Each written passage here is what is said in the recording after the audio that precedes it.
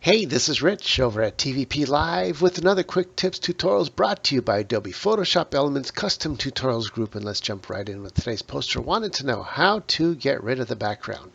And some people are going to tell you to create a new mask layer, and that uses the process the same as the using the magic wand tool. So I'm going to show you something about the magic wand tool. If you want to get rid of this background, it's not going to be that easy. We're going to try this tolerance right smack in the middle at 50%. And you're going to see what happens. If I hit delete, you're going to see that it's deleting some of the hat and some of the portions that we really want to keep. So I'm going to go ahead and undo that and deselect it. So you know it's going to have to be less than 50%.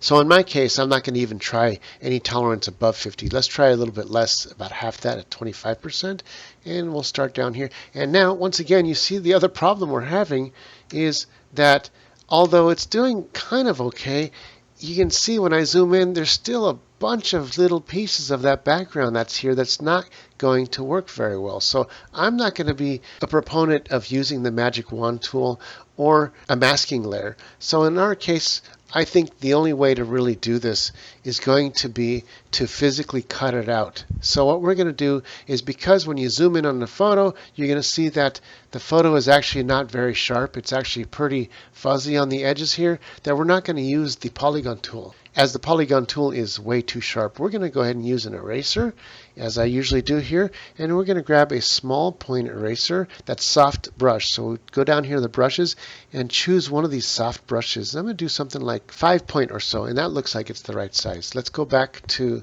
the edge of the photo over here, and we're just going to have to pull out the elbow grease and just do this by hand. So all we got to do is just start erasing these flowers like this, and I'm just using a mouse.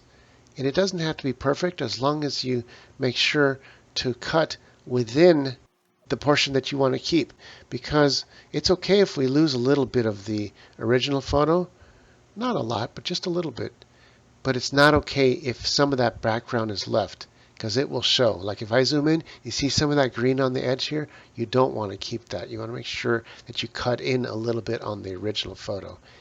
And just continue until you get to the very end of the other side.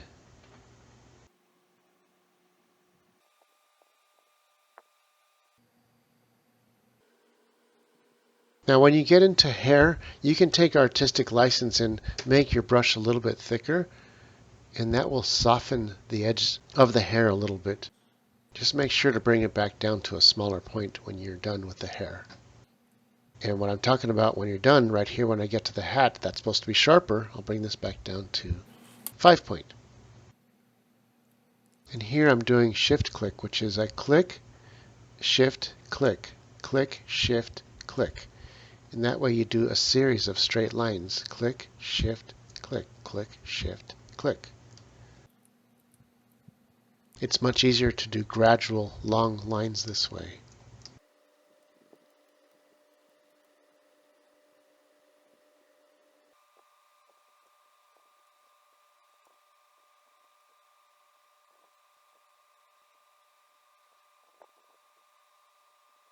And once you get finished erasing with a soft eraser, everything, all you got to do is grab the polygon and now trace within that portion to get rid of the whole background. So I'll start up here, come across to the other side, come down to where I started, and slowly but surely just trace in between what I originally cut out with the soft eraser, making sure to avoid cutting off any of the pertinent material, which in our case is the bottom portion.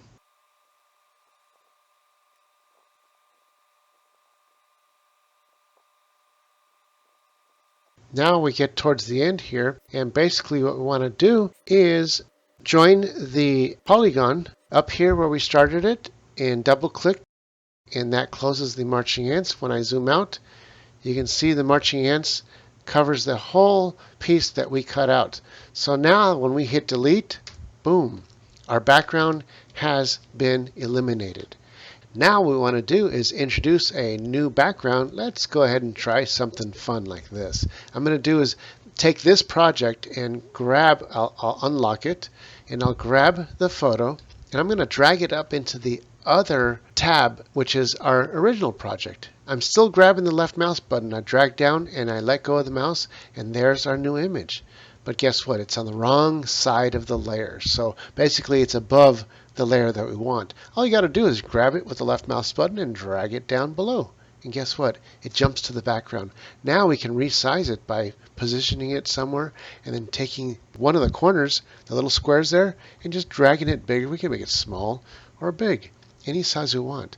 And let's try something right around there. This looks like fun here.